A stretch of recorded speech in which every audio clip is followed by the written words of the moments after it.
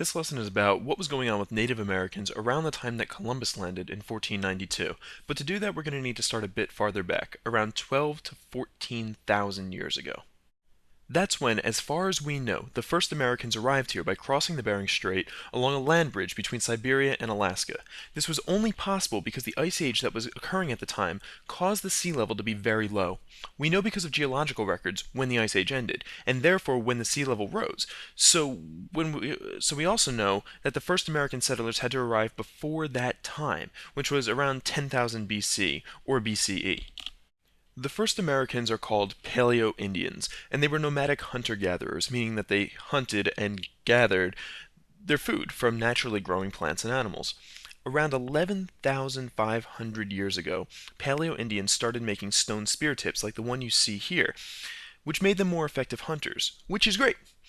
But as the Ice Age ended and the climate grew warmer, the large mammals that they were hunting began to disappear, so woolly mammoths were no longer around. This was unsustainable. They wouldn't be able to keep getting their food from these sources forever. So fast forward 2,500 years, people in this region, central Mexico, began to develop crops or agriculture. When that happened, everything changed. For starters, Native Americans stopped moving around so much in search of food, since they could stay in one place and grow their food instead. Crops like corn, squash, beans, avocado, peppers, potatoes, and tomatoes. These were all plants that were native to the Americas, which may surprise you considering our stereotypes of European foods. The Irish love potatoes, and Italians make tomato sauce for pizza or spaghetti. The truth is, neither country had seen these goods until after Columbus's voyage in 1492. Here's my point.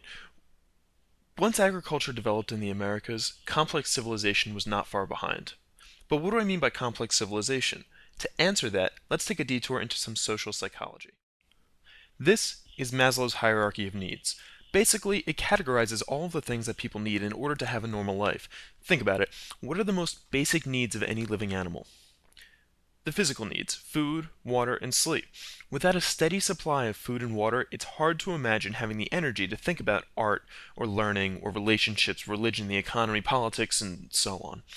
Survival would be the only thing on your mind. And if you don't believe me, look around at your classmates tomorrow 10 minutes before lunchtime. You'll see exactly what I'm talking about.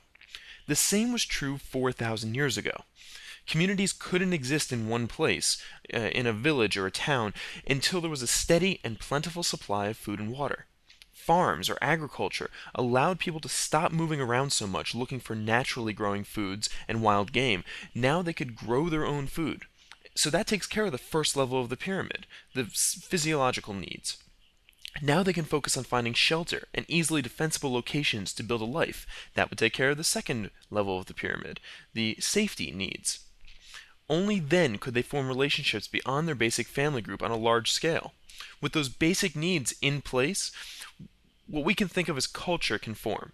Trade, religion, art, jewelry, architecture, and music all grew out of places where people could stop worrying about where their next meal was coming from and start thinking about the world around them. The Mayans were able to build spectacular temples and also think up a calendar system that we've heard way too much about in the last couple of years. The Pueblo peoples in what became the southwestern U.S. moved for a time to Chaco Canyon and established major trade posts there. In the southeastern U.S., the Mississippian culture found ways to create an accurate calendar using a wood henge, think Stonehenge just made out of wood. They could anticipate change in seasons by looking at where shadows landed on the ground. And the Aztecs created a complex social hierarchy that included warriors, priests, commoners, and slaves all interacting with each other according to the rules of their society, which wouldn't have existed without agriculture. So where does that lead us? The natives of North America effectively used the resources of the regions in which they lived. Coastal groups in the Northwest relied on fishing. Residents of fertile areas in the East engaged in agriculture. And where there was still abundant game, hunting, often combined with gathering, was used as a primary mode of subsistence. Climate and geography determined what food was available, which in turn affected what the culture would look like. Those different methods of getting food then determined other aspects of the society. For example, depending on the different needs of that society, women and men would have different roles. In hunting societies, men did the hunting, while women would prepare the food and complete other tasks at home. Whereas in agricultural societies, the duties were different from place to place. Sometimes women would farm while men cleared new land. Other times men would still hunt while women did the farm work. One thing that was consistent across the Americas, despite the food income, was that women generally took care of the kids. Again, depending on the climate of the region, Native Americans lived in different housing and social groups. Farming villages were popular in the southwest and east. In the northeast, people might live in longhouses like the one seen here, or in thatch houses.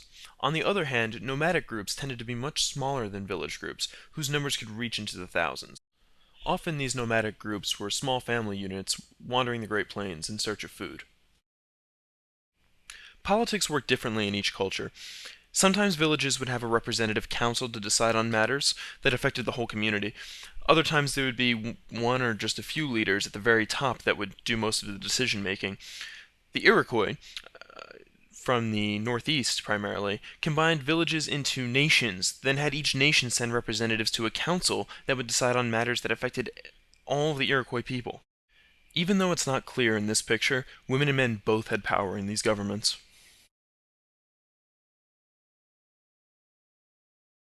One last thing about Native American culture is religion. Native Americans were polytheistic, meaning they believed in more than one deity or god. In agricultural societies, the deities would often be things that affected crop growth, such as the sun, or possibly rain. In hunting societies, animals were far more likely to be revered. So you get more wolves, birds of prey, and other predators in these societies. One very important final note. Native Americans over the course of 12 to 14,000 years created amazingly complex societies and civilizations, and they did this without any input from Asians, Africans, or Europeans.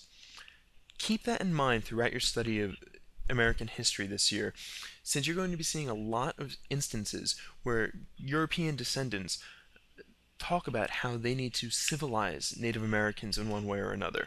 Just remember that Native Americans were fully civilized even without the influence of any European.